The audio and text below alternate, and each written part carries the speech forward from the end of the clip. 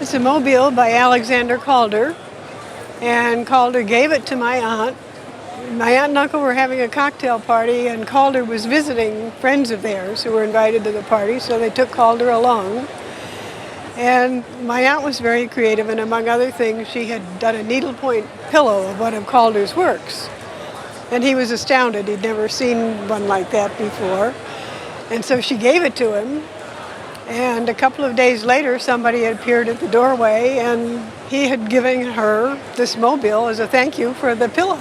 You've owned this for a while, since 1985, I believe. Yeah. And you had a slight restoration to it in 1986. Some of the colors were touched up a little bit. Yeah. And clearly, that's going to have an effect on the value to a certain degree. This was originally given to your aunt in 1958. Yes. That this probably, as far as the actual date of construction, dates a little bit earlier than 1958. Oh, yes. I think it's early 40s was a guess. Alexander Calder essentially invented the art form known as a mobile. Right. And it became very iconic of 1950s modern art. And I think the late 50s sort of marks a turning point where he begins to concentrate more on larger installations. It's made on very thin wire, and then these are usually either aluminum or an anodized, weather-resistant material that it slipped in and then very delicately soldered.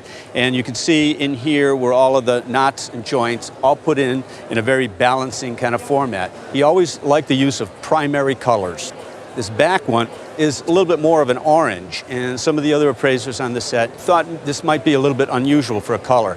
We should mention the Alexander Calder Foundation, yes, which is a major element in both identifying the work of Alexander Calder, authenticating it, and I believe that you had sent some documentation. We've sent the documentation and a transparency, and they just said they would need to look at it in person, and we haven't gone to New York to do that.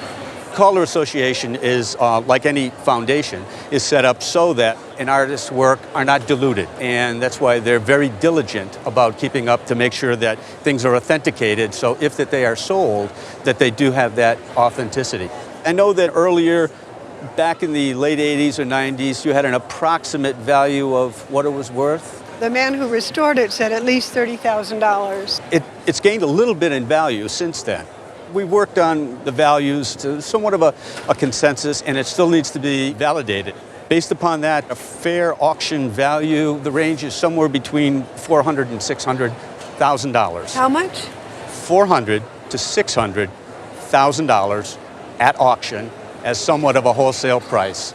Right now, Alexander Calder's market is extremely hot, and in a good retail setting, it would not be at all inconceivable that this very small, wonderful piece of art could probably break $1 million. Oh my God.